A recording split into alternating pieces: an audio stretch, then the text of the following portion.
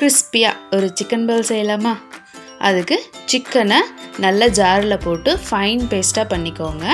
அது கூட ஒரு ஸ்பூன் கரம் மசாலா, கொஞ்சமாக காஷ்மீர் மிளகாய் பொடி, கொஞ்சமாக பெப்பர் பவுடர், தேவையான அளவு உப்பு போட்டு நல்லா பிசைஞ்சு வச்சுக்கோங்க.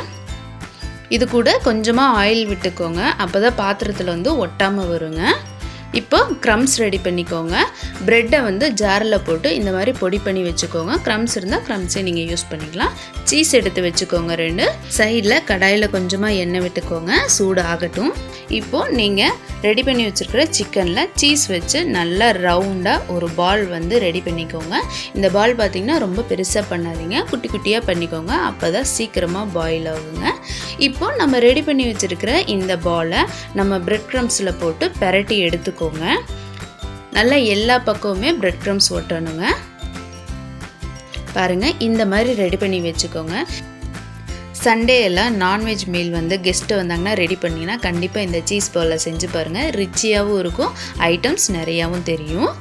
இப்போது நம்ம ரெடி பண்ணி வச்சுருக்கிற இந்த பாலை 1 by 1 ஆயிலில் போட்டுக்கோங்க. ஸ்லோலியே வச்சு குக் பண்ணிக்கோங்க, இல்லை பால் கருகிடும். மேக்ஸிமம் 10 minutesல இது ரெடி ஆயிருங்க. பாருங்கள், இந்த மாதிரி பொன்னிறமாக வந்ததுக்கப்புறமா ஒரு பிளேட்டில் தனியாக மாற்றி வச்சுக்கோங்க. பாருங்கள், சூப்பரான சிக்கன் பால் ரெடி ஆயிடுச்சு. செம்ம கிறிஸ்பியாக இருக்குங்க, செம்ம ஜூஸியாகவும் இருக்குது. இது செய்ய ரொம்ப நேரம்லாம் ஆகாதுங்க, சட்டுன்னு செஞ்சிடலாம். கண்டிப்பாக ட்ரை பண்ணி பாருங்கள், உங்கள் குழந்தைகளுக்கு ரொம்ப பிடிக்கும். எப்படி இருந்துச்சுன்னு கமெண்ட்டில் சொல்லுங்கள். வீடியோ பிடிச்சிருந்தா ஒரு லைக் போடுங்க. பாய்.